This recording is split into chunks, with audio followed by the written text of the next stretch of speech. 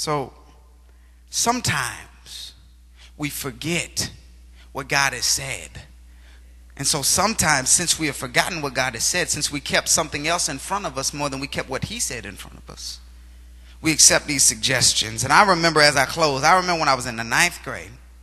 I was in the 9th grade, and I'm walking with a friend in a department store, and we're looking at all these expensive clothing, all these nice fancy shoes, and my parents didn't have a lot of money, so I was wearing stuff. Oh man, by the first time I got some Reeboks, boy, man, it could have been some Stacey Adams, some Baco Bucci's. You thought they'd cost $300, But I'm walking in this department store, and I'm seeing all of these things, these items, and my friend is seeing them with me. He grew up in the same circumstance. And so we're going through this store, and I guess the glory of all of these products was too much for us to bear. Because this friend of mine, suggests we should steal some of the hats that went with our shoes. He suggests this. Jesse, why don't, we got on baggy pants, Jesse. It's a good idea for us to put these hats, they'll fit in your pants. So I'm walking through this store, and we developed this elaborate plan.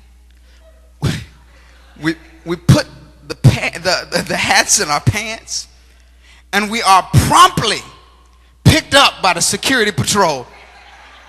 Promptly.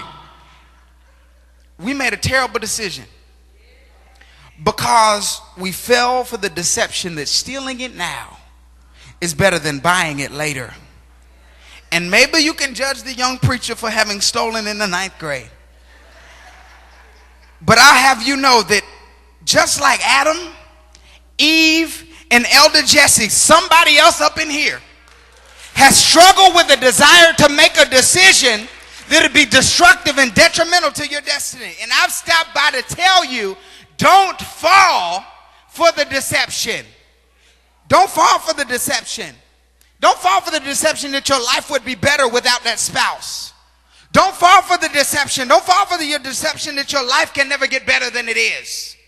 Don't fall for that deception. Don't fall for the deception that thinking that doing things God's way won't generate great results. Don't fall for that deception. Don't fall for the deception that getting even with someone who hurt you is going to help you somehow. It's a deception. Don't fall for the deception that you can't go up without bringing somebody else down. It's a deception. Don't fall for the deception. Don't fall for it, because we have all had suggestions come into our minds on a daily basis, and we all have to face the same decisions millions of times a day. Are you going to do this?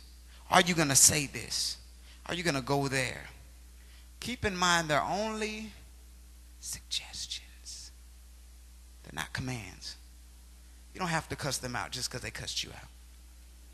You don't have to give them less than a peace sign because they cut you off in traffic.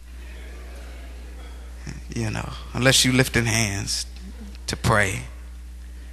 You don't have to do it. It's just suggestions. And so, even when I live in this life with a relationship with the Lord, Eve had a relationship with the Lord.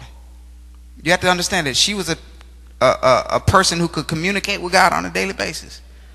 It's a reason why when he was going around the earth, he came to hang out with them. Think about that. They must have had a pretty close relationship with them. He's coming looking for them. So, but even when you have a relationship with God, these negative, destructive suggestions will present themselves. What do? What will you do? You don't have to entertain the foolishness. You don't have to entertain the foolishness. You don't have to discuss with the enemy why I'm going to do what I'm going to do. No. You have the right to remain silent. Amen. Give God a hand clap of praise.